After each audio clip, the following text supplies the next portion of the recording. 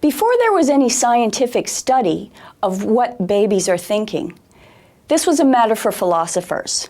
And philosophers going all the way back to Plato came up with pretty much two polar opposite views, which will be familiar to you, the nature and the nurture perspectives. The nature perspective, and this can be attributed directly to Plato, is that a newborn baby like this has, in his mind, nascent forms of everything that will ultimately unfold into his adult life.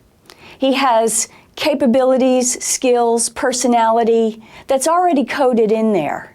So we would these days call that a genetic perspective. It's all there, and what has to happen over the course of development is simply maturation. What's already pre-coded just has to come to fruition.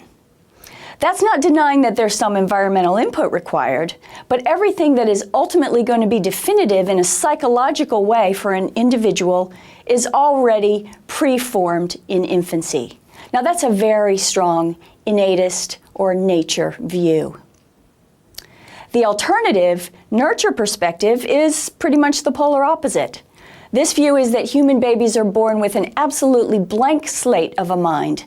There's nothing in there yet. Experience from the time of birth begins to write on that blank slate.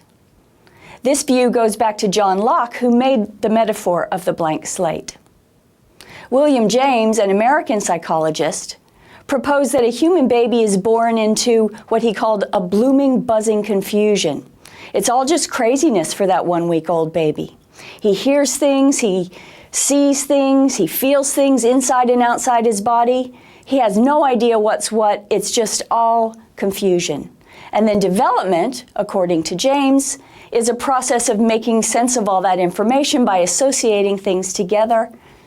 And this refines the way babies respond to things, and ultimately what develops are the cognitive capacities, the skills, and personality that are evident later in life.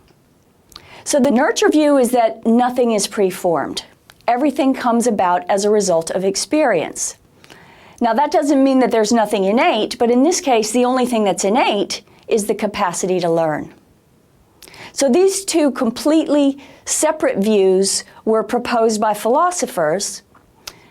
Nobody actually did experiments with babies until the 1960s. Partly, that was because we couldn't figure out good ways to do it. Later on, we'll talk about how we do experiments with babies these days, the clever techniques that have evolved over the last 40 years or so, which really give us a genuine handle on what babies are capable of.